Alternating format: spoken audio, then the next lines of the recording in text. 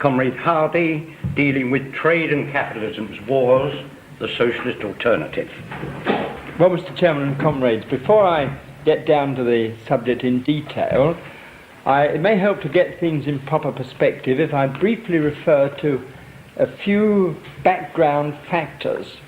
The first one, which is most important, capitalism is not just a collection of manufacturers and traders selling commodities for profit.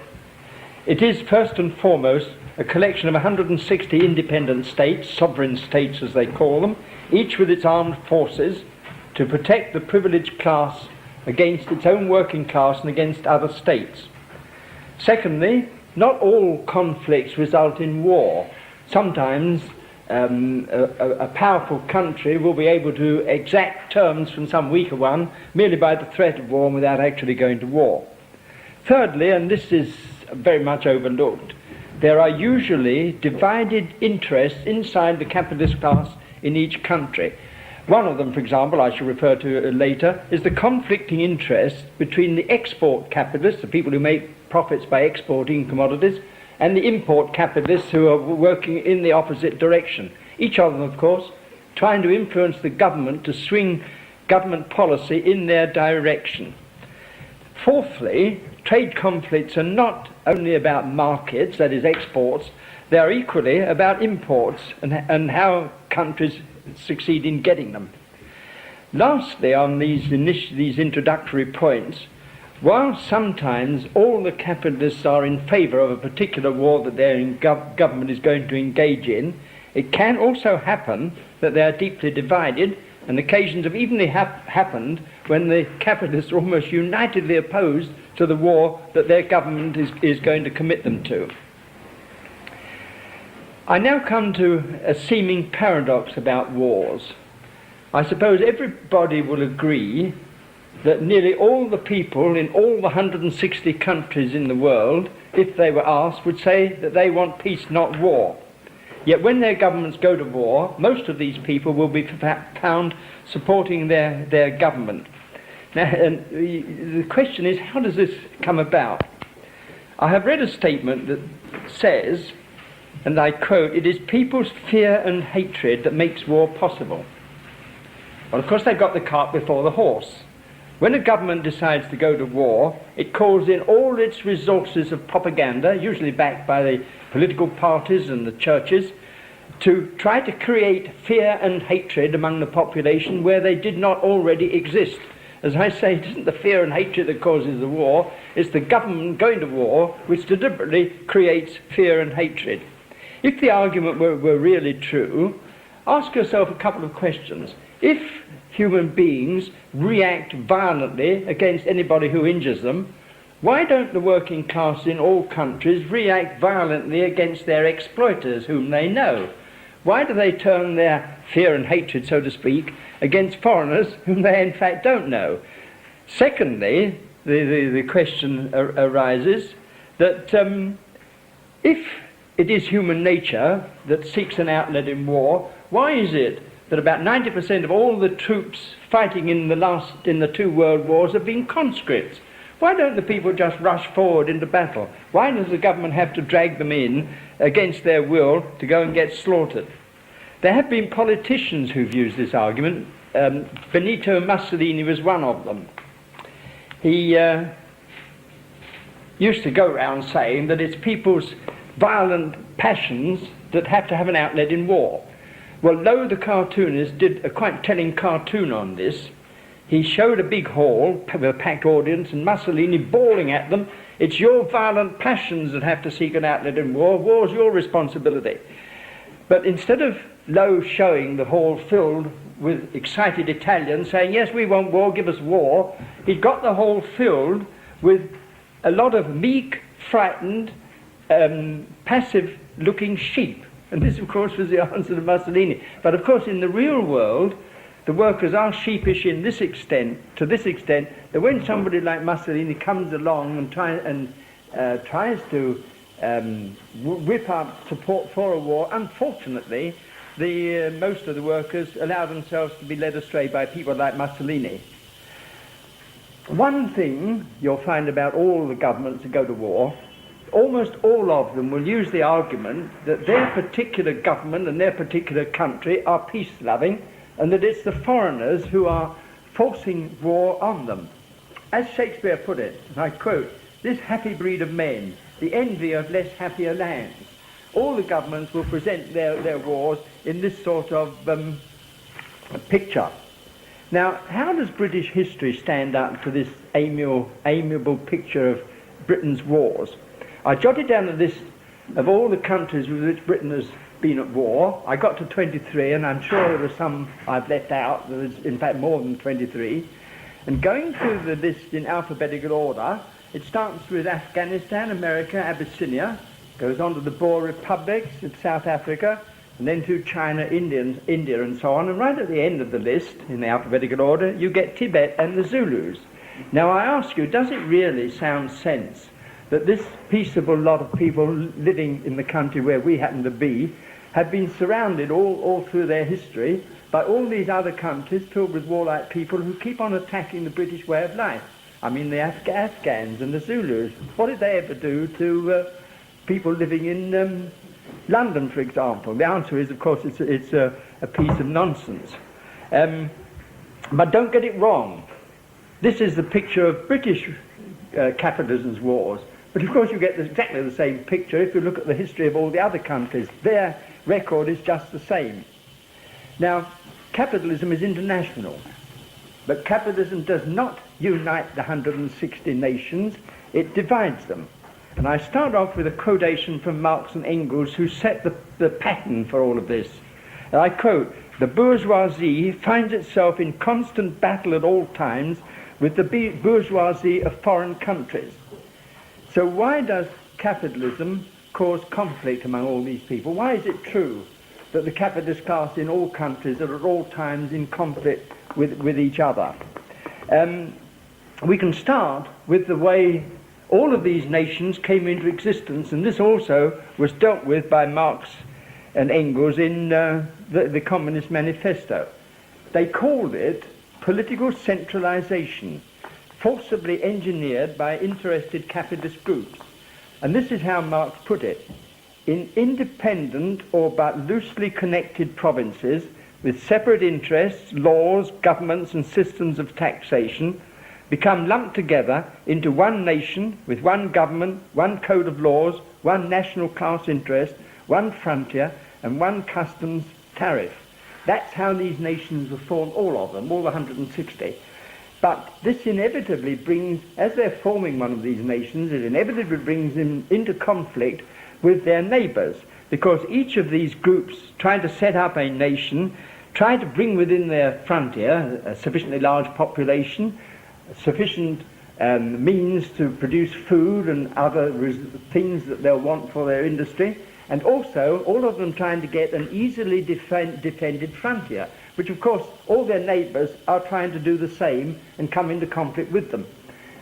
There is always conflict about this, and very frequently wars.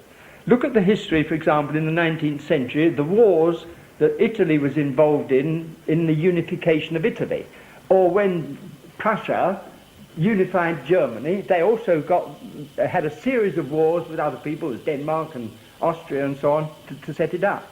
Or look, in our own day, at India. Look at the formation of India, Pakistan and Bangladesh, with violent and bloody wars in the process of setting up these different countries.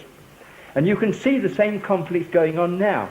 You can see the Basque provinces of Spain fighting to get their independence from Spain. And you can see the Tamils in Ceylon, the Kurds at war with all the surrounding countries, because there are Kurds scattered over 4 or 5 different countries in the Middle East. You've got Kashmir fighting the Indians over it, and the national independence movements in Russia. You also had a few years ago the attempt by the French-speaking Canadians in Quebec to break away from the Canadian Federation, and the Sikh movement in India trying to set up an independent Sikh state against the wishes of the India where at present they are. And as soon as these nations are formed, the conflicts continue. The groups that have set up every one of these nations establish a class social system with the class relations of capitalism. They all of them committed to the production of commodities, that is, goods produced for sale to produce a profit. They all have a price system, they all have a wage system, they all have conflict between the employers and the wage earners. They have a working class working for wages or salaries and not owning either the means of production and distribution, the land, the mines, the means of transport and so on, which are owned, of course, by the employers, the employing class, either by an individual capitalist, a company, or in many instances by the government itself. The working class produce the wealth, they don't own the means of production, and they don't own the products of their labour. And in all countries, you get inequalities of wealth. You may remember that soon after the Bolsheviks got power in Russia, Lenin put forward his plan for everybody in Russia to be paid the same wage, or they were all to come down to the level of the ordinary worker's wage. Well, of course, you can't run capitalism like that. It was dropped after a year, and Lenin had the grace at the time not to say that it was a step backwards, implying, of course, that they would resume their progress forward. Well, that was about 70 years ago, and of course I haven't the slightest intention to revert to anything like that. As regards the inequality of ownership in this country, it was dealt with a few years ago by the Royal Commission on the Distribution of Income and Wealth. And in their report they found this about the total accumulated wealth of this country, that the richest 1% of the adult population own 25% of it, about a quarter. That the top 5%, the richest 5% of the adult population, own half the total accumulated wealth, and the top 20th, that's 1 in 5 of the adult population, own 85% of the accumulated wealth of this country, leaving the poorest 80%, the great majority of the population, with only 15% of the total. Now, it is to protect this privileged class position that the armed forces are set up, both to protect the property owners against their own working class, and of course against foreign capitalists. The government in each nation then has to tackle its problem. All governments have to see to it that their population are more or less adequately fed, and they therefore need food supplies. They need raw materials, they need sources of energy, coal or oil or something like that, and in order that industry can carry on. And to the extent that these things are not available within their own frontiers, although they would try to make them so at the beginning, they have to get them either by trade or by other means. Other means, frequently meaning forcible ones, by going to war. And of course, when their industry is established, they are also looking for markets for its products. All of these are causes of conflict and sometimes, of course, of wars. At this point, there are people who will say, well, yes, that's fine, that's a description of America, Britain, France and Germany and so on, but what about the socialist countries in the world? Well, of course, there are no socialist countries in the world. There are some countries that choose to call themselves socialist, but in all of them, they have got these features of capitalism. They have all of them got commodity production, they've all of them got inequalities of wealth and income, they've all of them got a wage and salary earning working class that don't own the means of production and distribution and don't own the products. And of course they have all of them got armed forces to protect this situation. I now want to get out of the way some fallacious economic theories about the cause of war. I may say that none of these theories are Marxist. The simplest one is this. There are people who say that the capitalists have to export what they do export because there is no purchasing power available in the home market to buy those goods, so they've got to send them abroad and try to get somebody to buy them outside this country. Well, it's easily answered. Last year, British capitalism exported goods to the total of £78,000 million. And this theory asks us to believe that the British capitalists had to send this £78,000 million abroad because there was nobody inside this country able to buy it. Well, it raises the question, who was it who bought the £85,000 million of imports? Who brought all these imports into this country, and what did they do with them? How did they find anybody to buy them? The answer is, of course, quite nonsense. It comes up against the second problem, this.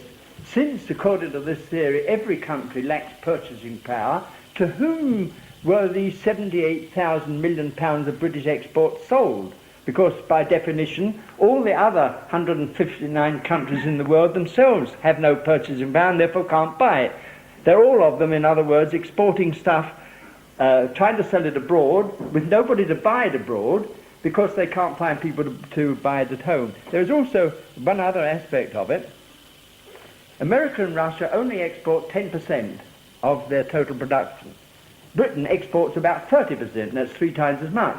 And there are some other countries that export considerably more than 30%. Well, is it to be supposed that America, for example, with its vastly greater total production than Britain, is less affected by this alleged shortage of purchasing power in the home market? Obviously, it wouldn't make sense. Now, there are several varieties of this particular theory, which I won't go into. Some of them are rather complicated, but there is one of them that is worth going into for a very particular reason. It was the economist J.M. Keynes who put it forward in his book, The General Theory, published in 1936. Incidentally, although the Tory party, the Labour Party and the Liberal Party, ever since 1944, or at least right up to the 1970s, were committed Keynesians, and Keynes put forward in his book this theory about the economic cause of war, and it follows logically from Keynesian theory. I've never heard of a single Tory, Labour or Liberal politician refer to it. And it seems rather odd. I can only suggest a rather feeble explanation. It happens to be in the last chapter of the book, and they never got that far. They decided to work on the earlier chapters. But anyway, this is the theory. Keynes said that the chief economic cause of war is this deficit of purchasing power in the home market caused by government financial policy. And he said that if the government adopted the right financial policy, this cause of wars would be removed. And what he had in mind particularly was unemployment. What he was saying was that if the government had the right policy, the unemployed would all be earning wages instead of being on the dole, and also that all the workers would be getting higher wages, so the whole working class would have a lot more purchasing power, and that then they would be able to buy all the goods that are produced in this country, and the capitalists would no longer be under any pressure to have to export things, because Keynes says it's the pressure of having to export things abroad that brings the capitalists into conflict and is the economic cause of war. Well, first answer to it is, of course, that the whole Keynesian theory is a piece of nonsense. Governments cannot create jobs by any kind of government policy, no matter what it is. No government has ever created jobs. No government has ever abolished unemployment. Now, it is quite true that, as Marx pointed out, capitalism goes through a continual cycle. It goes through an expanding cycle when a very large number of the workers are employed. It runs into a crisis and then moves into a depression, and in the depression unemployment leaps to peak levels as it has at the present time. That goes on, and governments can do nothing whatever about it, and no government has ever succeeded in doing anything about it. So from a practical point of view, the Keynesian argument about abolishing war just has no basis. Incidentally, Keynes met Roosevelt when Roosevelt was introducing the New Deal in America in the 1930s, and Roosevelt applied a Keynesian policy in America, just the policy that Keynes said the government should introduce. Well, 6 years after Roosevelt came into power in America, unemployment in America was 19%. Those were the official figures, which, as you will realize, is very much higher than it is in this country at the present time. Well, if after 6 years of Keynesian New Dealism, unemployment is still at 19%, it does suggest that the Keynesian idea is wrong, as of course it is. The final answer to all of these theories about that kind of economic cause of war is that under capitalism there is not and never can be any deficiency of purchasing power. The combined incomes of the capitalists, the self-employed and the workers are always sufficient to buy all of the goods that are on sale in the market, if they wanted to do so. But you've got to notice that what this term means. Purchasing power means power to purchase. If you've got money, of course, you've got the power to purchase something. But as Marx pointed out, although the capitalists have got power to purchase something, they may choose not to purchase it. Marx was following up an argument put by a French economist, J.B. Say.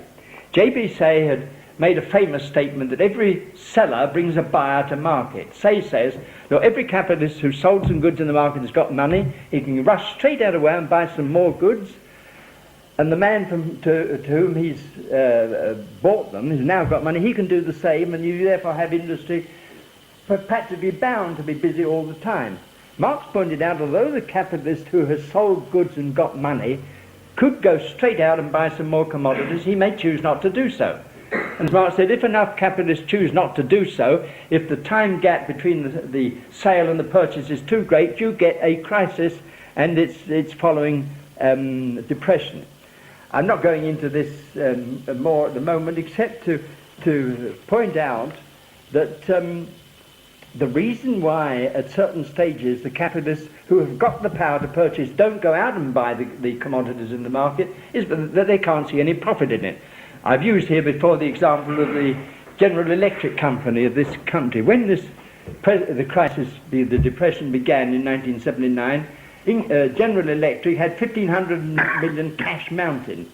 In other words, they had sold their commodities, they had collected the cash, but they were not going out spending their money to buy more materials to produce more electrical goods of their kind. They chose not to do so. They chose to lend the money to the government and the banks and so on. Now, they could have done so at any time, which incidentally, by the way, answers those people who mistakenly say that if only the banks would lend industry more money, the industry would get busy again and unemployment would disappear. Here you've got General Electric. They weren't asking the banks to lend them money. They were lending money to the banks. And Marx pointed this out 100 years ago, the fallacious argument they use. So you can say this about the present 3.5 million unemployed. If and when enough British capitalists find that they can make a profit out of employing unemployed workers, they'll employ them. But it won't happen until then, and there's nothing that governments can do one way or the other to influence it. It just takes its own course. Now, next point, I said at the beginning that the pressure to import is just as great as the pressure to export. The J.M. Keynes, the man I've already dealt with, failed to see this because he was preoccupied all the time with this purely imaginary shortage of purchasing power in the home market. But if a country lacks supplies of essential goods such as food or oil or other things like this, it has to import them and it has to pay for them with export. So you see, initially the pressure on a government in this situation is the pressure to import to try to get hold of the resources it needs and pay for them eventually with exports. But if it can't get hold of them by trade, it gets hold of them, of course, by force, by going to war, by colonizing and this sort of things. Now, putting the thing the right way round, it was Marx's colleague Friedrich Engels who pointed out years ago that it was the search for gold that led the Portuguese to Africa, and it was not exports to India, but imports from India that led to the conquest of India by the Portuguese, the Dutch and the English. As he ended up by saying, and I quote, nobody dreamt of exporting anything there. The exports came later. Now the second thing is to notice, the point I already made at the beginning, that the capitalist class are always divided about most issues, about things like inflation and deflation and interest rates. And one of the things they're always disagreed about is this conflict of interest between the exporters and the importers. The import capitalists, for example, want the foreign exchange rate of the pound to be high. The import capitalists, those are the people, say, who are importing goods from America or Italy or France and selling them in Britain, want the pound exchange rate to be high.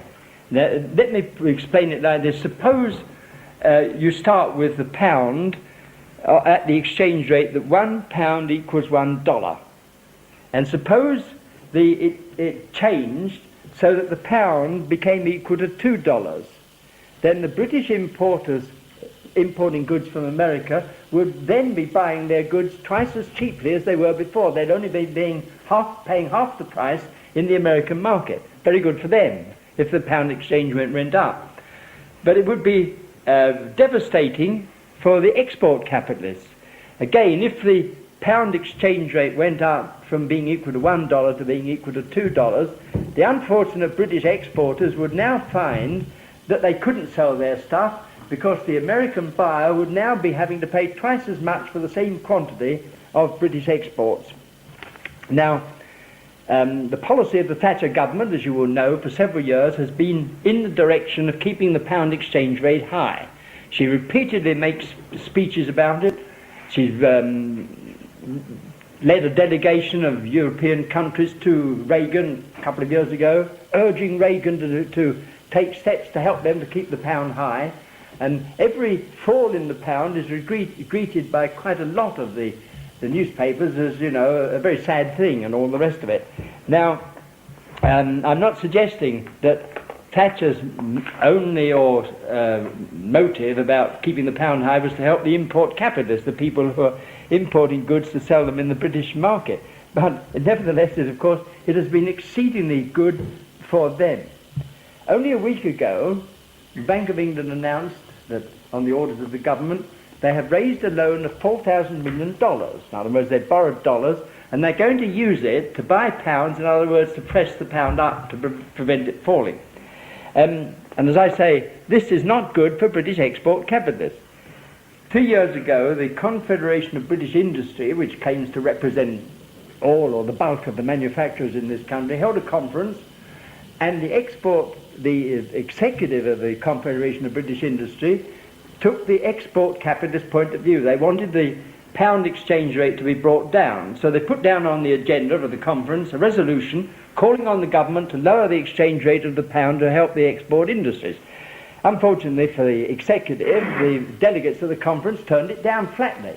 And it's taken 2 years for the Confederation of British Industries to carry on more propaganda, and they've recently reversed that decision, and they're now asking the government to lower the foreign exchange rate of the pound, which the Thatcher government, of course, doesn't want to do because it happens to take the opposite view. But here you get the sort of conflict between different sections of the capitalist class in each country.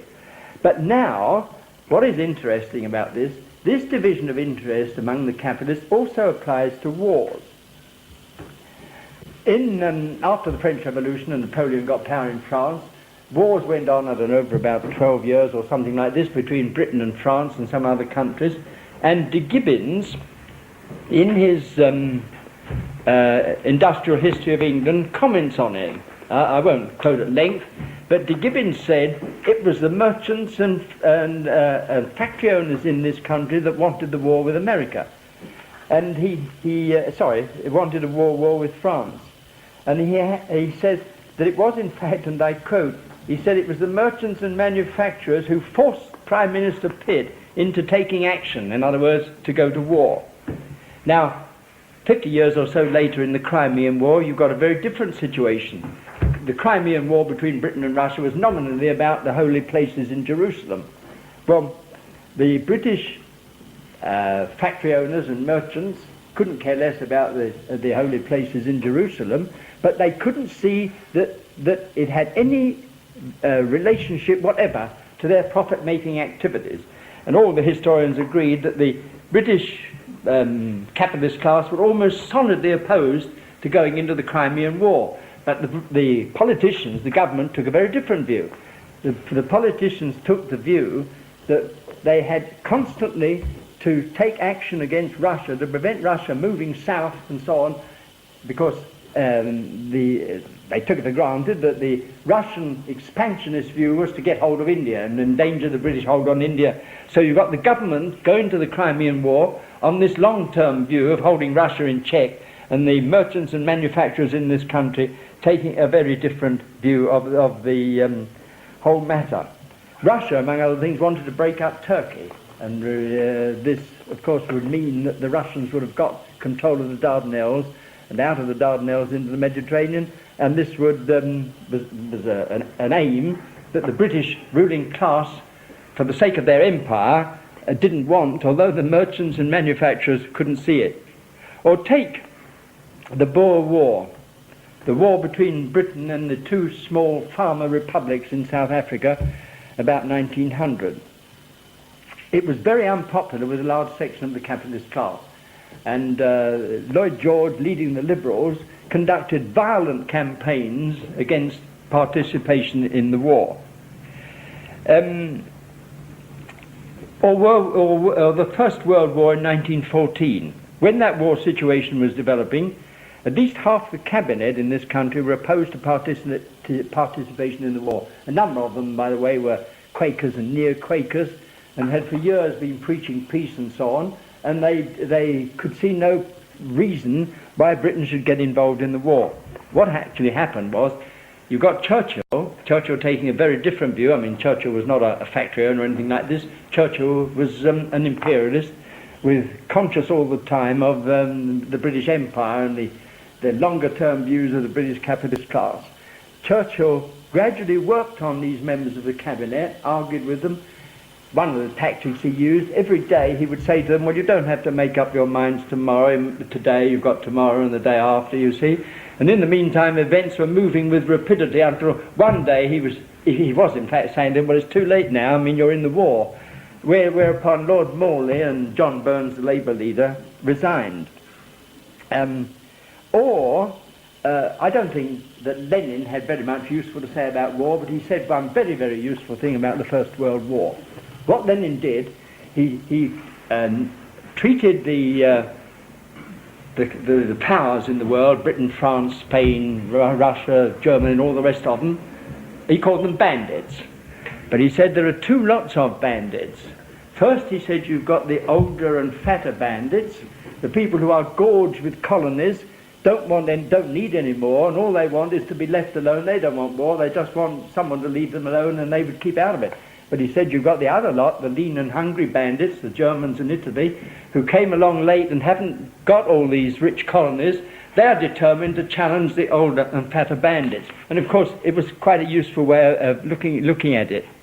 In 1914, Britain and France were allied with Russia against Germany. The Russian interest in the war is the one I've already mentioned. The Russians could see that the German plan, which they called the Berlin to Baghdad Railway, would not only open up Middle East oil to Germany, but would bring Germany into the Middle East, give them control of the Dardanelles, and bottle up the Russians in the Black Sea and so on. So the Russians had that view of it. Britain and France took the line against Germany for other reasons. But there is one interesting sidelight on this. The Entente Cordiale with France was signed in 1904. A few years earlier, Joseph Chamberlain, the Tory leader, had got a different idea. Joseph Chamberlain and some other leading, Cecil Rhodes was another, they got together and they had a plan which was quite different. Their plan was that Britain should not ally itself with France against Germany, but get Germany into alliance with Britain against France. And they also proposed to bring America in. They said, if we got a triple alliance of Britain, America and Germany, we could conquer the world, and then, to use Joseph Chamberlain's own words, we could impose peace on the world, which, as you may realize, has a more modern recollection. This, of course, was the Hitlerite Germany idea too, only played from a different angle. But apparently the Germans weren't interested in it, and the thing broke down. So what might have been a war between Britain and France, Britain and Germany against France, ended up as a war between Britain and France against Germany. It's worth continuing this by having a look at what actually was behind some of the wars. There was that Boer War I've mentioned. These two smaller farmer republics in South Africa had their own wars against the Zulus, for example. The Boers warred with the Zulus to conquer Zulu land. But the powers were not much interested in these Boer republics until in 1886 a discovery was made. They discovered on the Rand the biggest and richest goldfields in the world. Immediately there was a flood of people, largely British, Canadians, Australians, into the Boer Republic. About 100,000 of them moved in a couple of years. Gold prospecting. Well, the Boer government didn't want this, and they flatly refused to give them voting rights. Well, of course, this brings you right up to date. Here's Britain interested in South Africa about people's voting rights. But, of course, it wasn't the voting rights of the blacks. Nobody worried about that. This was the voting rights of these immigrant white people into South Africa. In other words, the British government went to war with the South African Boer republics ostensibly about democracy, but of course what it was really was about the loot, the goldfields of the Rand near Johannesburg. Or take the wars between France and Germany. France occupied Alsace-Lorraine in the 17th and 18th century. In 1870 Germany went to war in France and got it back. In 1914, in the 1914 war, the Germans were defeated and the French got Alsace-Lorraine back again. 1940, if I've got my dates right, Hitler seized it again, and it took another war for France to get it back again. Now, this, I assure you, was not concerned with the wishes of the population of Alsace-Lorraine. It arose out of the fact that it was very rich in iron ore, which both Germany and France needed for the rapid development of their iron and steel industries. Take a recent war, the Russian invasion of Afghanistan. I've forgotten precisely what official reason Russia gave for doing it, but it's been reported, first, that Afghanistan is rich in natural gas, which the Russians want, but it's also been reported since then that they have discovered in Afghanistan, and the Russians are already developing it, the richest copper deposits in the world. Now this, of course, does make more sense than supposing that wars take place for the sort of reasons that governments give them. There are two popular fallacies about war that call for notice. The first has been put in the statement that the capitalist class have a vested interest in war. There is a very small element of truth in it. There's a small part of the capitalist class who make their profit by armaments. But apart from that, there is nothing in it. In fact, the reverse is almost true. You could almost say that the capitalist class, as a class, have a vested interest in avoiding war.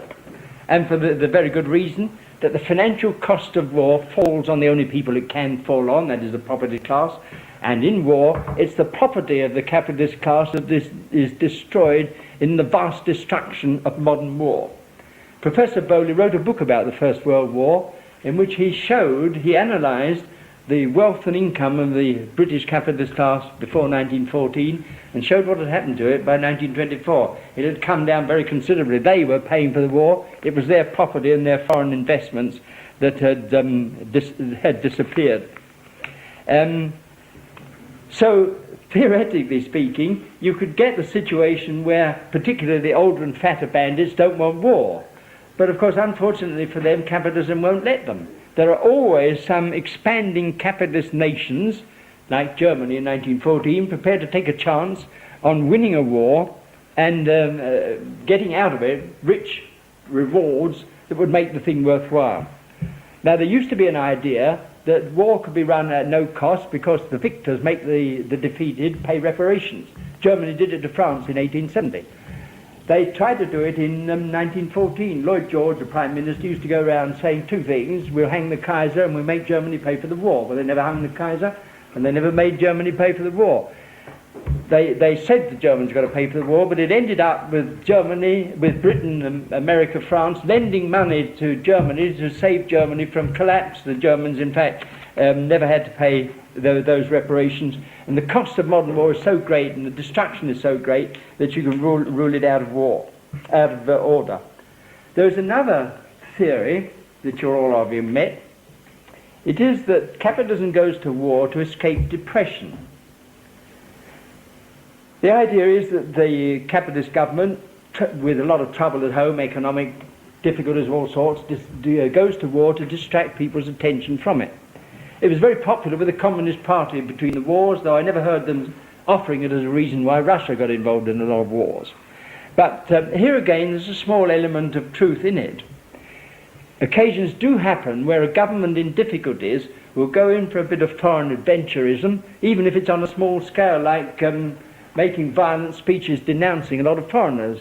You remember that spate of denunciation of the Nones of Zurich at one time. And back in the 1929, the second Labour government, you had the Chancellor of the Exchequer, Snowden, suddenly becoming popular with all the press because he was going around making violent speeches denouncing the greed and all the rest of it of various European countries. I've forgotten even what they were. But that's the sort of thing they do. But as an explanation for serious war, it just won't hold water. There was no depression in this country in the 4 or 5 years before 1914. There was no depression in this country in 4 or 5 years before 1939. So according to this theory, why did they go to war?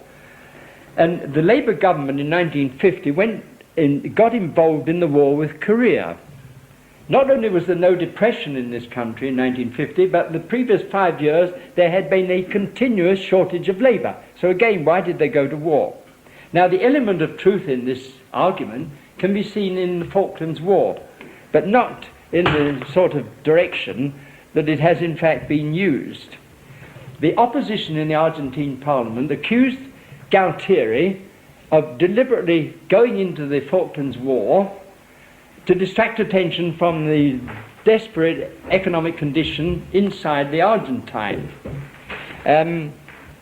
But Galtieri did not invade the Falklands because he wanted war or even thought that he was going to get involved in war.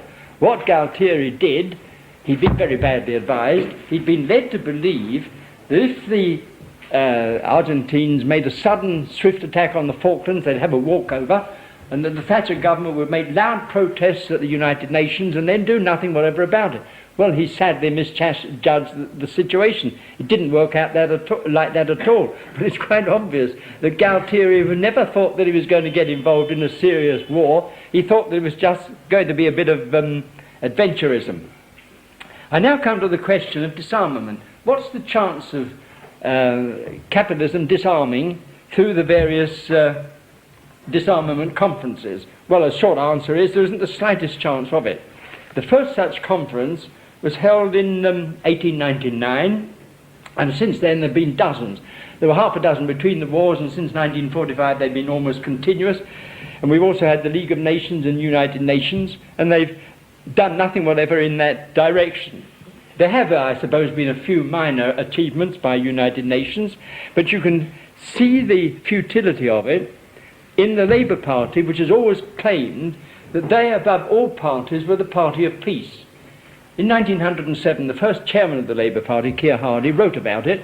It was at a time when the second International Disarmament Conference was being held, and Keir Hardie listed all the important questions that a Labour government would have to deal with, and he said they'd give priority to disarmament. They'd solve the disarmament problem first, and then they'd go on to the other ones of poverty and unemployment and housing and all the rest of it. Well, I don't need to elaborate that point. Since then, the Labour Party's been involved in 2 world wars and a dozen others. It was the Labour government in 1950 which inaugurated the big increase of armament expenditure in this country. The reason they gave, as came out recently, they were afraid of that Russia was planning an invasion of Western Europe. It's also got a repercussion in June of this year. In the House of Commons, the Tory government announced that they were going to cut defence expenditure by 280 million in each of the next 3 years. So what did the Labour opposition do? They didn't say, well, very good news. They had down an amendment which read like this, that the government's actions were leading to damaging cuts in Britain's conventional defence responsibilities and Britain's defence industrial base. They went on to say that, among other things, the government was endangering the British Navy.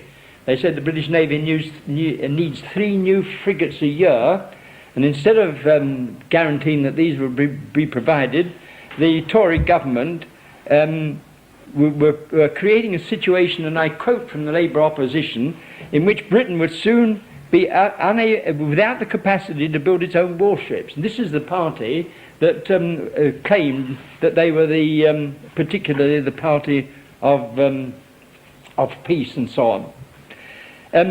One issue that's been constantly discussed among the supporters of capitalism and its wars is whether a capitalist country should have big armaments or little armaments. There's one school which quotes the old saying, if you want peace, you prepare for war. The other lot say, if your armaments are too big, you create fear in your neighbours, they get together and they may take preventive action and you're involved in a war. Which brings us to the Churchill family. Obviously, Sir Winston Churchill belonged to the big armaments people. Always Churchill was arguing for bigger armaments. But the strange thing is that his father didn't. His father, Lord Randolph Churchill, in 1885 was Chancellor of the Exchequer in a Tory government, which was planning an increase in armaments to meet the threat from Germany. Lord Randolph Churchill objected, he resigned, and it ended his career. He argued, and what he said was this, he said the more heavily armed a country is, the more likely it is to get involved in war. Now, of course, they're both wrong. It doesn't matter whether a capitalist country is heavily armed or lightly armed, they all get involved in war when the situation is moving in that direction. Another thing about disarmament conferences, in fact the most important thing of all, disarmament conferences are not about disarmament. Disarmament conferences are about saving money. And it started with the Russian government finding the burden of armaments more than they wanted to bear, invited all the countries, all the powers of Europe, to a disarmament conference at The Hague in 1899. And I quote the invitation. It said, it was to secure a possible reduction of the excessive armaments which weigh upon all nations by putting a limit on the progressive development of the present armaments. They held the conference at The Hague. They passed a number of resolutions, dealt with some things like poison gas, and one very interesting one, they dealt with the throwing of missiles from balloons. At least that is something we don't have to worry about these days. But the thing they did do, they set up a permanent court at The Hague to deal with disputes between the nations. It's still there, but nobody, of course, pays much attention to it. Another supposed way to avoid war is the propaganda of the various peace societies. There have been scores of them, starting with the Peace Society itself, which was formed after the Napoleonic Wars, to guarantee that it would never happen again. Well, of course, it's been happening ever since. And some of these peace organizations have not been specifically to end war, but to end the use of particular weapons of wars, like submarines or aeroplanes or bombing open towns or poison gas or germ warfare. And of course the latest of all is the CND, the Campaign for Nuclear Disarmament, who want Britain unilaterally to get rid of all nuclear weapons. Their argument is that nuclear weapons are in a special class because they threaten the existence of the human race itself. They were formed in 1958, that's 28 years ago, and they particularly used this argument. They said, look, we begin this movement for unilateral disarmament. The other countries will be impressed by their seeing what we're doing here. They'll all fall into line and they'll all agree to get rid of nuclear armaments. Well, of course, it's been a total failure. There are now far more countries have got nuclear weapons now than in 1928, and many more of them who've got the capacity and the intention of getting them. And as regards the weapons themselves, of course, the collection of missiles in the world now is infinitely greater than it was in 1958 and infinitely more destructive. CND is also the idea that in a war, if this country has no nuclear missiles, it will not be attacked by enemy countries with nuclear missiles. They've got the curious idea that you are only attacked if you threaten anybody. They don't realize, of course, that what happens in capitalism, all the capitalist states, the 160 of them, are out for the loot. And if they find a country that, so I suppose is weakly armed and has got some rich deposits of platinum or gold or something like that there, that is an attraction to them. The CND people, of course, have forgotten that in 1945, when the atom bombs were dropped on Hiroshima and Nagasaki, the Japs had not got any nuclear weapons. In other words, they were a nuclear-free zone. It was not their fault, by the way. They had been working on the atom bomb themselves, but unfortunately for them, they were months behind. I've no doubt whatever. If, at that point, in 1945, the Japs had said to the Americans, the British and the Russians, a couple of hours after you drop those bombs on Japan, we'll blow up New York, Moscow and London, the bombs would not have dropped on Japan. But I mean, that is another question. What is interesting about CND, that unlike a lot of peace organizations, they are not opposed to war as such. They are not pacifists.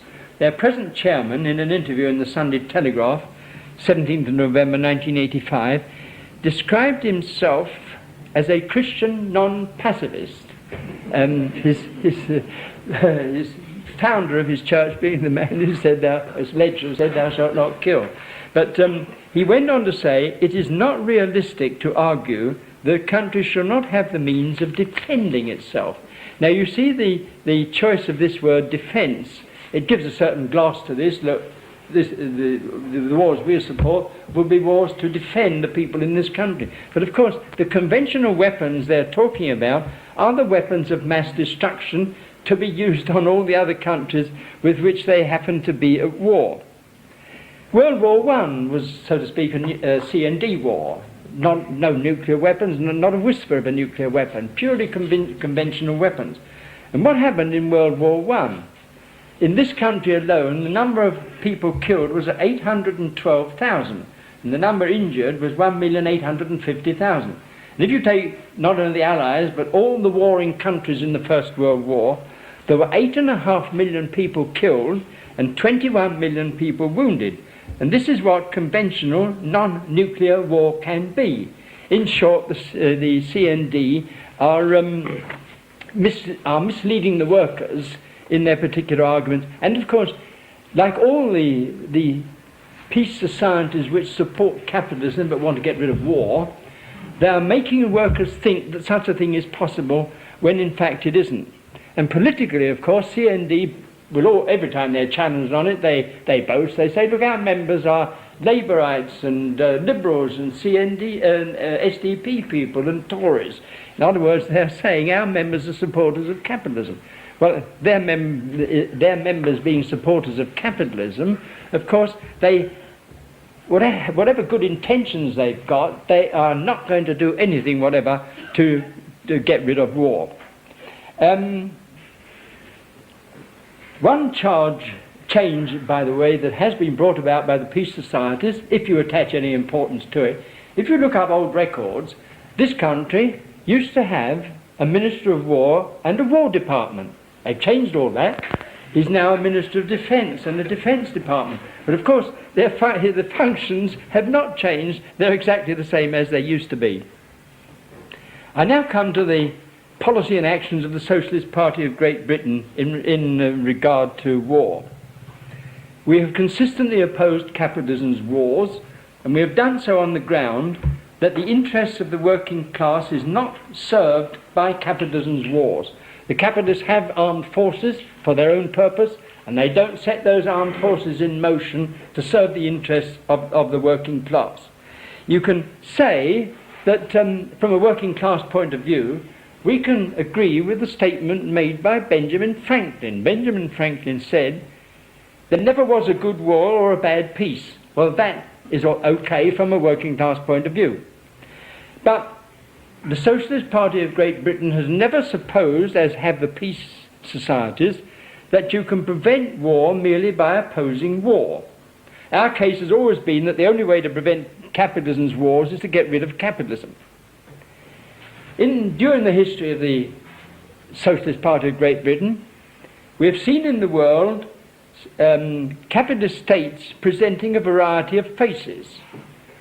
Capitalism administered by imperialists and by professed opponents of war, by monarchists and republicans, by men belonging to all varieties of the Christian religion and all the other religions, and also by atheists. We have seen capitalism run by a particular lot, the zealots for free trade, in this country in the middle of the 19th century who argued that if only you could extend free trade to all over the world, this itself would bring permanent peace to the world. Well, of course, it didn't work. And we have seen, as I say, the failure of all the disarmament conferences and the League of Nations and United Nations. There is only one thing we have never seen in the world. We have never seen socialism in the world. And how and why, therefore, would socialism obviate war? Socialism will not be a class-divided society with a propertied class needing armed forces to protect its property and privileges. It will not have production for sale and profit. It won't be seeking markets or seeking sources of raw materials or having to protect trade routes or frontiers.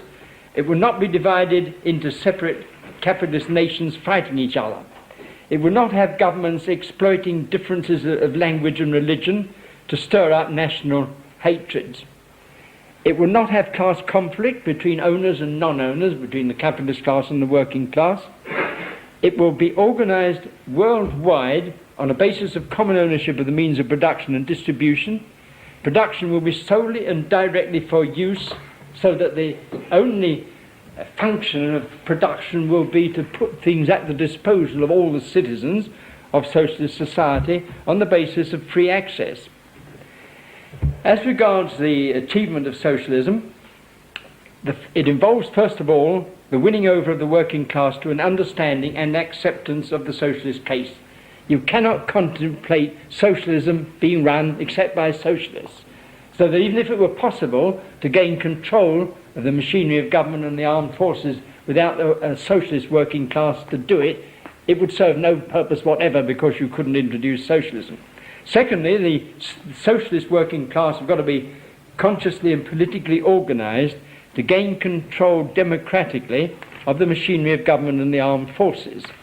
That is, of course, to gain control of Parliament, the local councils and the rest of the machinery of the capitalist state. In that way, and only that way, can the capitalist class be dispossessed and the road cleared for the establishment of socialism. In the words of our Declaration of Principles, socialism will involve the emancipation of all mankind without distinction of race or sex. It will also rid the world of war.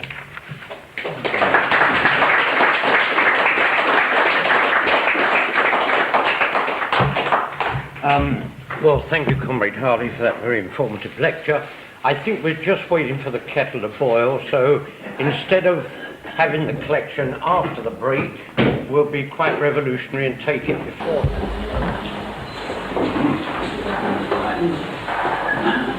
Yes. Okay.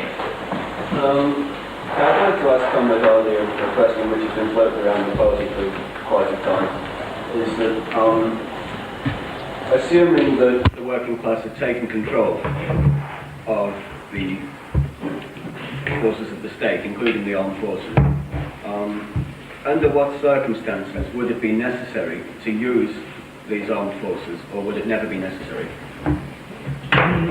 Well, you've got the question. The Socialist Party of Great Britain, in accordance with the Declaration of Principles, aims to get control of the machinery of government, including the armed forces, and the words carry on, to convert them into an instrument of emancipation. Well, the line always taken by the party on this question was, right from the early days, that you get control of the machinery of government, including the armed forces, most important. In other words, you deprive the capitalist class of their armed forces, and you use this as a means of dispossessing the capitalist class. Well, they always had to say, what's going to happen at that time? Are there going to be any people able and willing to put up some sort of resistance to it? If there are, of course, you've got to deal with them.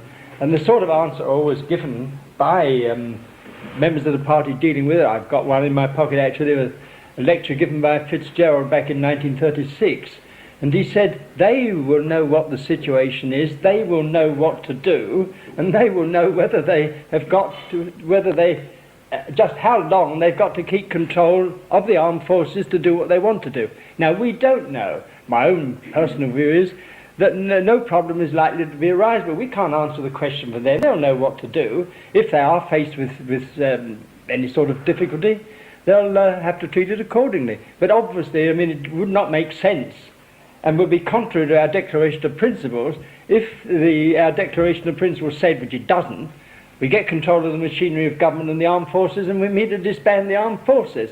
I mean, if there were some elements at that time able, with the means and with the intention of causing trouble, obviously that would be silly. I mean, and they just wouldn't do it. There is one further point about this. I was looking at a statement on this subject where it referred to the introduction of socialism. Well, of course, you've got to stop and ask yourself what you mean. Socialism, as a fully functioning system of society, means a society in which you are able to provide free access, where people can go and take out of what has been produced everything that they need.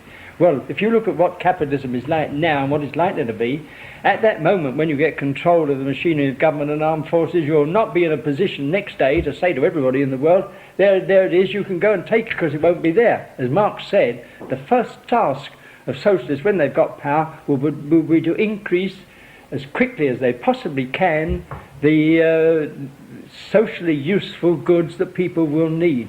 And if you want to define it, I mean, you think you've got to be able to say that wherever people live in the world, there has got to be all the things that they need for life: food, clothing, shelter, education, transport, entertainment, hospitals, all the rest of it. Well, to imagine that that exists in the world today is, of course, quite illusory. It doesn't. Somebody else in the front. But does not that presuppose that you could do without the armed forces, so that at the moment of the social revolution, that there would be a majority in any given area all over the world? In other words, the conditions are exactly the same everywhere. Because I can envisage a situation where the majority of the people of the world want socialism, over 70 or 80%, but there are some areas where there will be problems, where in fact you may have to call in armed forces into those forces. Food, clothing, shelter, education, transport, entertainment, hospitals, all the rest of it. Well, to imagine that that exists in the world today is, of course, quite illusory. It doesn't.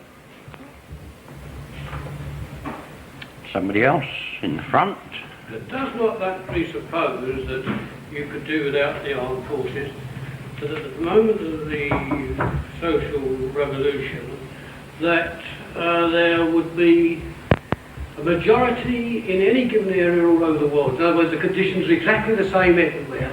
Because I can envisage a situation where the majority of the people of the world want socialism, over 70 or 80%, but there are some areas where there will be problems, where in fact you may have to call in armed forces into those forces. I mean, I don't say it's bound to happen. It could be, as you say, completely. But the actual implication of the fact that you won't need them is that everything will be absolutely easy. But of course, again, you cannot answer the question. No. You see, nobody can say at that point there just won't be any problem. I referred to a speech by Comrade Fitzgerald, and he ended with the point you made.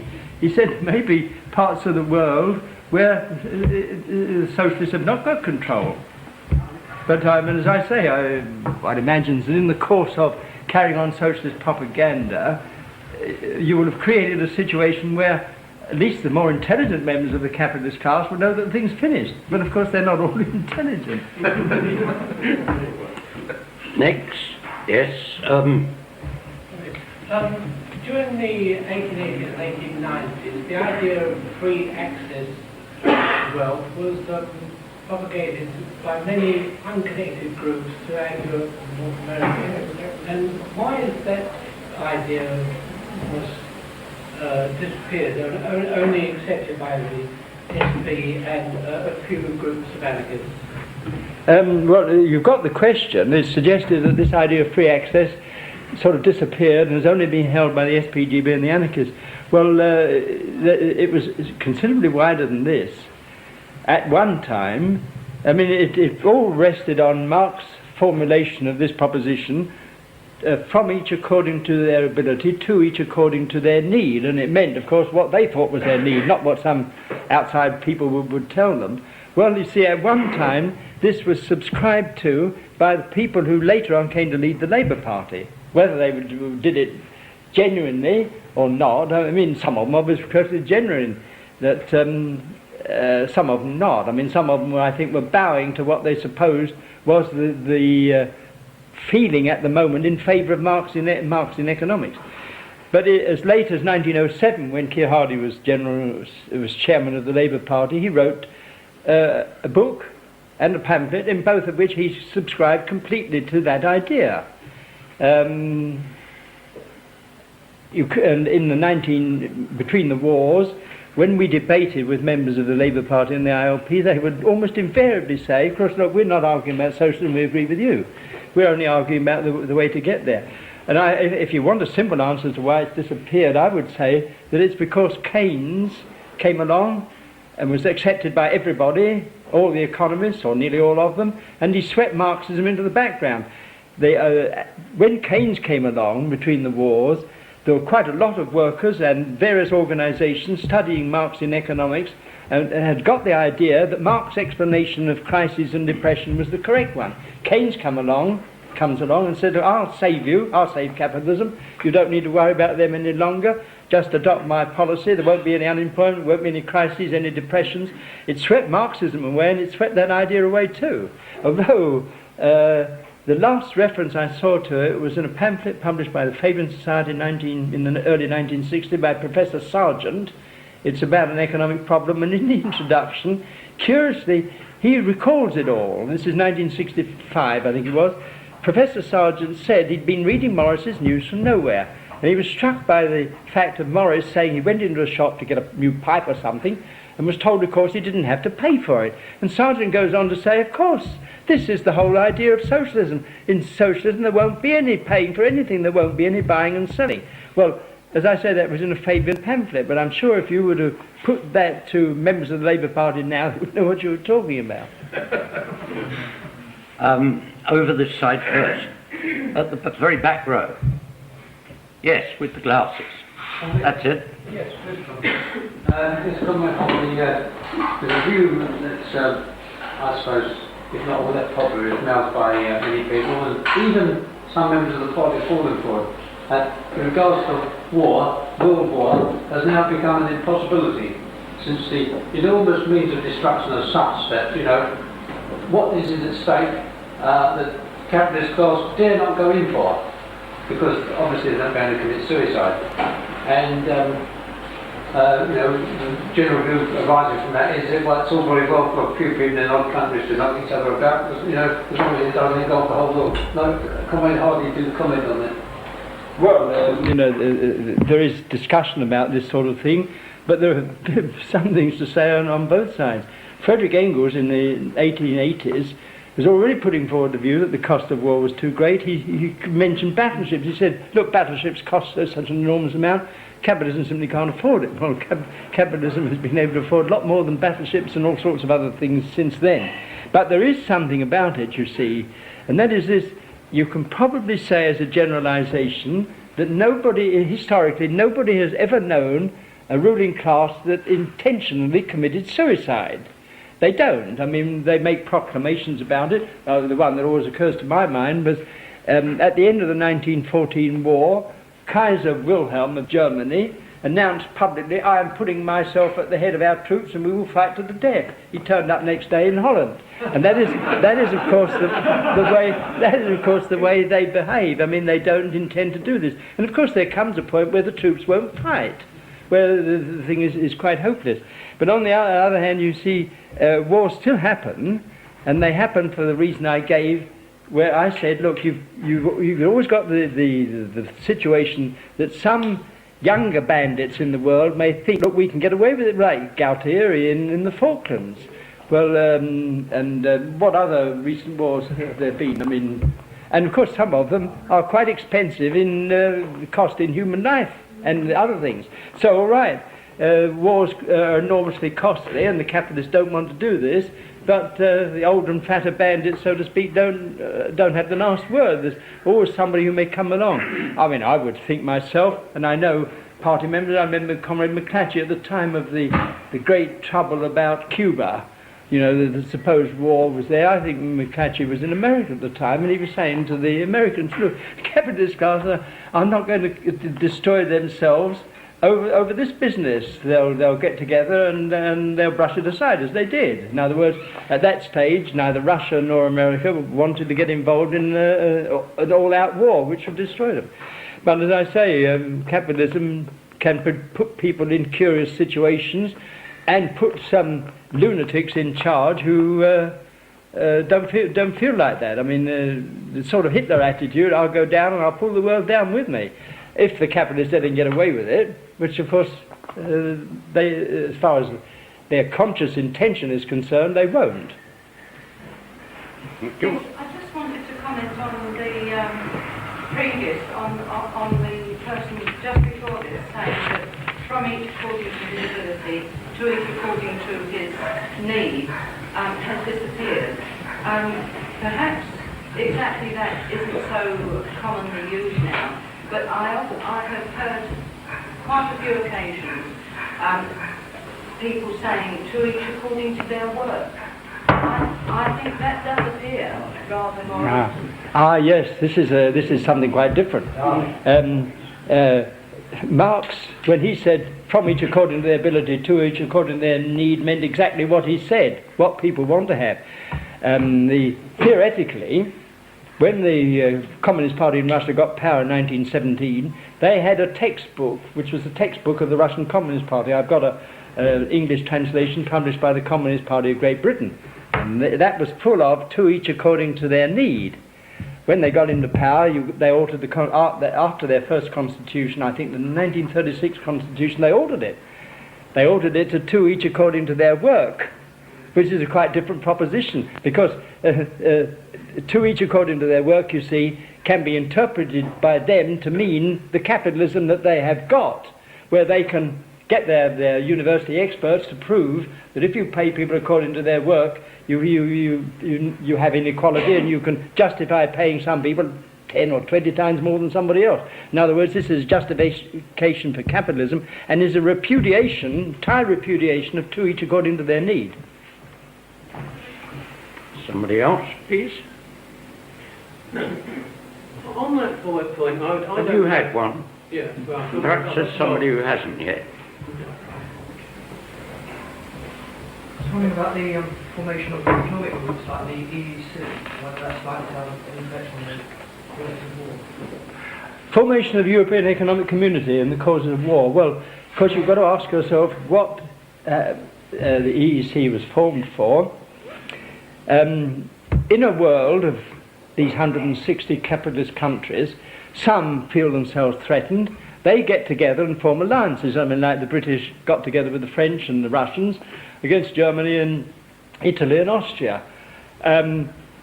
EEC was a thing of this kind. If you cast your minds back to when the British government was thinking of going into the EEC, all the propaganda was of this kind. They were saying to the British workers and the British capitalists, get into the EEC, look, you have a great big market opened up to you. They didn't emphasise the other thing, that you get into EEC and the British market will be opened up to all these people. Macmillan I think he met Adenauer, but anyway, Adenauer, the German politician, was active in it, and Adenauer made a speech at that time. He said, people who think that the European Economic Community is about selling goods in a market don't know the first thing about it. What it was an arrangement by which the European countries got together to provide themselves with an industrial and military base to be able to stand up to the two superpowers, Germany and Russia. That's what it was for. There was a Tory politician at the time, I've forgotten his name, was asked about the Tory view, and he said, we understand power. If the centre is going to be Brussels, we're going to be there. That's what these groups are for. And of course, they merely enlarge the extent of the organisation on each side. They don't make any difference to it. They are, so to speak, a substitute for a special alliance like the Entente Cordiale. These people are more or less in permanent alliance, and that's what it is to stand up to the superpowers. Right, you can have a second bite now. Well, it was not a second bite, I'm asking for information. With regard to all these groups back in the latter part of the last century, beginning of this, who used the expression from each according to his ability, would it not be, you inform me, that many of them were in fact elitist groups, where though they use the expression because of its... Because you get organisations that use all sorts of expressions which are contradictory, merely to get support from different directions. And we see this problem today with the alliance. Could it not be that, or would you say no? Well, I mean, ask yourself, you see, it came into this country through the work of from Marx, Yeah. through the work of Heinemann, introducing Marxian books into this country and the Social Democratic Federation. But in 1890, when the Conference of English Socialists met, and they all signed the Manifesto of the English Socialists, largely drawn up by William Morris, the people who were there were the Social Democratic Federation, the Hammersmith Socialist Society, that was William Morris, and the Fabian Society. The IOP weren't there because they were only just forming. Well, William Morris spelled it out there exactly what it meant, and you would have thought that it was completely waterproof, that anybody who signed it must have known exactly what it meant, and I think that it did. It's true that the Fabians were elitist groups, and later on they tried to rig on it. They dropped out. Sidney Webb said, well, I didn't really mean it, and Bernard Shaw said, it's all real nonsense. But it was noticeable that he didn't say it was nonsense until William Morris was dead, or he would have got a dusty answer from William Morris. But as far as the SDF was concerned, the members and the Hammersmith Socialist Society, I would say, this was quite genuine. They knew what they were talking about. And I would say that at the time, Keir Hardie did it in 1907. You see, I mean, although his general ideas were mistaken as how it was going to be done, I think he was quite genuine about it. Because you can't say he did it in 1907 for some purpose of political gain, because in 1907 there wasn't that amount of Marxist influence in the Labour Party to make it worthwhile. I think he read his Marx, by the way. Various people who've written about Keir Hardie say that he didn't. He knew quite a lot about it, and he'd reached that conclusion. In other words, he said Marx is right, and he was prepared to accept it. Cyril, I will add one point. This alteration... Should you? What? Should you? Yeah, I could tell. Oh, well. It was Stalin, of course, this villain who invented it, to each according to his work, and he did it to back up the destruction of the equalisation of the final destruction of the last remnants of Lenin ideas. Yeah. When he said it's not Marxism, Marx said that people get different rates for different work. Somebody else, please. Well, look, while you're thinking of it, could I just make a couple of brief announcements? One, this is an extraordinary meeting in as much you're going to have two chairmen, because unfortunately I've got to go and Comrade Davis is taking over. But the important part I wanted to mention was this.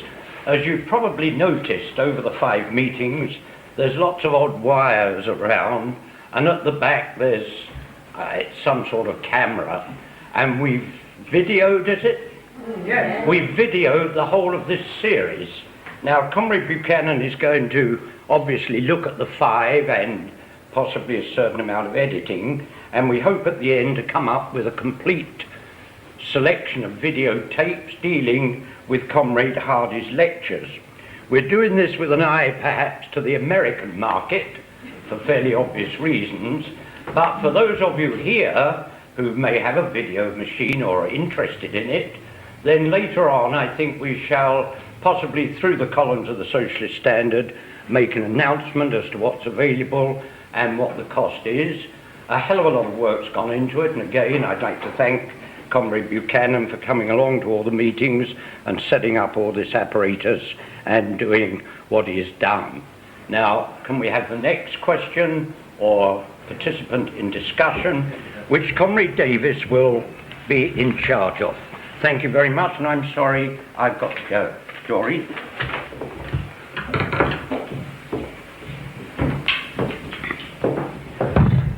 Right. I'm looking for someone else. You've had one just for a moment, yes. Next question? If no, there's no one else, we can come back again. One at the back there, yes? Comrade Hardy, there was some information at the background of the Iraq-Iranian conflict war, after physical state, there was one of us, they say 7 years. Sorry, I don't get it. Oh, Iran and Iran. Oh, well, I'm asking about the background of the war between Iraq and Iran. If you take the Iran first, I'm reading on recently, it's because the Iran, that mad priest who's at the head of the affairs in Iran, regards the Iraqis as infidels and they've got to be destroyed, but also because he particularly hates Assad, the head of the Iraq government, and is going to insist that the war will never end until they've got rid of Assad. Well, if you look back at what happened, you look at the geographical position of the two oil-producing countries, and rather narrow seaway in between, what they're really fighting about is control of the waterway in between them. And it started with the Iraqis, I'm not sure who actually took the first move, which never matters, but the Iraqis seizing it from, or trying to seize it from Iran, and they're still fighting about it as to who controls that narrow sea passage. If you look at the map, you'll see what it is. I mean, that's what it's about. What's going on today? Oh, yeah, hang on a minute. Same subject. Yeah, and we've got several hands going up now, so... Okay. Comrade Robertson. Yes, comrade. I think it was Engels who argued, and he, by the way, was not supposed to be no mean military historian. He argued in anti-During that war under capitalism would negate itself. He put forward a good argument that way, and I was just trying to, square that with the position that there is today. I mean, I know there's been war every day since the end of the last war, but I'm talking about in the major powers. Is it possible that the ruling class of the superpowers do realise that it's suicide for them as it is for millions of their subjects? Yeah, well, why are you saying that Engels thought that, so to speak, they would reach a situation where they eliminated war? Because that's it, you see. The bulk of them, again using Lenin's phrase, the older and fatter bandits, would love this to happen. But see, how do they prevent a challenging newcomer coming along? Because it's always happening. It just goes that way. There was another theory put forward, either by Lenin or by J. Hobson, I've forgotten which it was, that the world would reach a state in which a very few number of people had a complete monopoly over the whole world and would run everything. Well, of course, it just doesn't happen. I mean, it hasn't happened, and the competition is as fierce between all of them now as it was then. I'm afraid that this hope is just not on. See, how would you get all the governments in the world to agree? Do they ever agree, for example, at United Nations? They obviously don't. Or you've got this situation, you've now got, in one sphere, you've got three groups in the world. You've got America and NATO, you've got Russia and Comecon, and you've got another group which claims a membership of 101 nations. They were meeting a few weeks ago, who call themselves the Uncommitted Nations. And I noticed that they at the end of the conference, they issued a statement to the other powers: look, we want you to get busy and cut down armament expenditure. If you look at United Nations records, the people in the world who are increasing armament expenditure faster than anybody else are the third world, the uncommitted nations. I mean, this is the sort of thing they get. And of course, they're not uncommitted, they're all committed to capitalism. Right. The three main opposition parties are offering us a mixture of public works and Keynesian policies to reduce unemployment by various amounts and 2 million downward. What do you think the effect of this will be? How unsuccessful will they be? And what will be the counter effect of their policy? Well, of course, we come back to this question as to whether governments can do anything or whatever about unemployment. If you look at the Keynesian argument as worked out by Roosevelt's government under the New Deal, you've got the government enormously increasing government expenditure, both, as they say, on capital expenditure, roads and houses and bridges and this sort of thing, and forest, looking after the environment and dredging waterways, and also ordinary day-to-day expenditure. But as fast as the government increased its expenditure, the rest of the capitalist class were reducing theirs. And this is bound to happen. It's a simple arithmetical problem. To start with this, a government cannot increase its expenditure on anything without there being a corresponding reduction of expenditure somewhere else, either by the government or by the rest of the population. I mean, it's as simple as this. It's arithmetic, and Marx dealt with it. Marx pointed it out. Marx pointed out, for example, that if the workers increase the wages of the working class, this reduces profits. So while if the wages of all workers go up, the workers buy more things of the kind of things they buy, the income of the capitalist class goes down, and they buy less of the things that they've been in the habit of buying. Joan Robinson wrote about this. She had a pamphlet called The Unemployment Problem. And she uses this argument. She said, you've only got to increase the wages of the workers, it would expand the market, and then there wouldn't be any unemployment. But she's overlooked the rest of the equation, which Marx pointed out. If wages go up, profits go down. If profits go up, wages go down. You change the composition of demand, you simply don't alter it. Now, Enoch Powell was always after the Labour people and the Alliance people in the House of Commons. Every time they talk about doing something like this, Enoch Powell always gets after them and says, where are you going to get the money from, you see? And they've always been reluctant to reply, but they will give a reply. If a government decides to spend, say, another additional 1,000 million on something or other, where does the money come from? If they raise it by taxation, it's simple. The government spends 1,000 million more on something, the taxpayers spend 1,000 million less on something. It may turn out, they may spend it on different things, but it doesn't make any difference to total demand. Total demand in capitalism depends on how much the capitalist class can sell at a profit, that's all. And at the present moment it's limited in this sense that there are 3.5 million unemployed because they're not productive workers. The only productive worker under capitalism is a worker who brings profit to the employer. And these are not productive workers, so the capitalists don't employ them.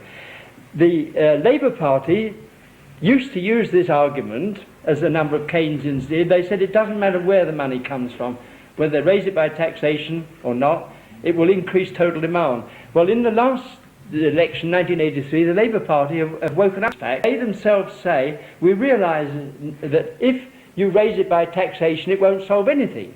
Because as fast as the government raises money from the taxpayers and spends it, the taxpayers spend less, and the two things balance each other out. Then they come along with a Keynesian argument and they say, but of course it would be quite different if the government borrowed the money instead of raising it by taxation.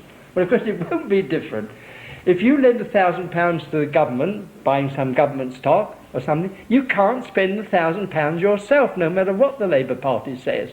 And, the practical answer is the one that why the government offices have had Labour 59 of Labour, they've been higher when they went, if they rose, or I mentioned 50 years with the American Workers' Government about its own what. Question.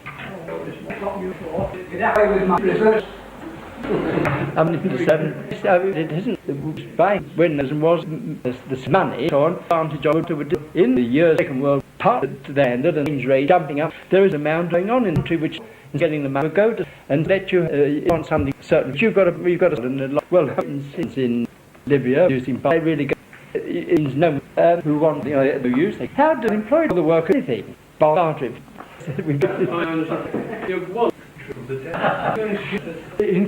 I would like to point when they tax them, 80% for large point, whatever. They willing to us portions we will tax by on the same rate as they would, and they have the gun tax. And when you say start to the look at them, they can't get the time. But they don't invest in. No, as much as made government and they object capital on their sort of labour. You do in the labour muddle so. Is belief which is in play. As the banks is the fundamental Marx as well Marx said. Right now, asking a lot. Go on. There is a money becoming. Seems to be no because it is. It is what you countries in might be becoming without oil. Because you see, it's a power helping a power. The Arabian reports both provide reported arms. These top and some monetary from the other because so no and they try to put out the insisting and create a sort of them there. If they could they were settled sometimes well that's true the respond, although run obviously a bit to get down. Is there anything that is an ad point of view opposed to do different things exactly or Well, you see, just interesting between wars. I mean, in the church thing, pastoral get control. They do so they in the middle, or the which was apart from in chapter one. Slave, I mean, I said, you know, for slave, but the Francisca. It's always, I mean, once you've got it, to see way the best, the is in Spanish, so Americans, Southern Spanish to see, the American, all of you look into these things of interest of a war in nation. So, a lot of base northern, and that go on to like it, being the mastery of said past incubus thing, in other words, on the story, even college, free conference went told the just second, and on the top to the back. Question? On the party's justice, propaganda, right. Oh, we've got to know this had a lot of news by that. In other words, brought them up. You remember, some have been cut their independence. Thoughts that they may remember since it was a armed forcible power to trade. It was 417. They ideally want the under their discipline and to politics, taking them along. It's been in authorities and forces. Happened somebody together and they create a lot of things like this. But in the capitalists, don't them understand as after the they got position, no stand without and they used to have an army now down from your own thing, but under control. As in 19 said their forces tried to out this in the government of Ireland to be Ireland, and the commanding army in Ireland, they do it action and you might gain. But put that losing it with the design about the problem out. Oh, I see this can be on occasion. Happiness invented. Anyone else? All feel sure you were information. Yes. Thank God. Very happy. I hope serious. Spites already done all for coming.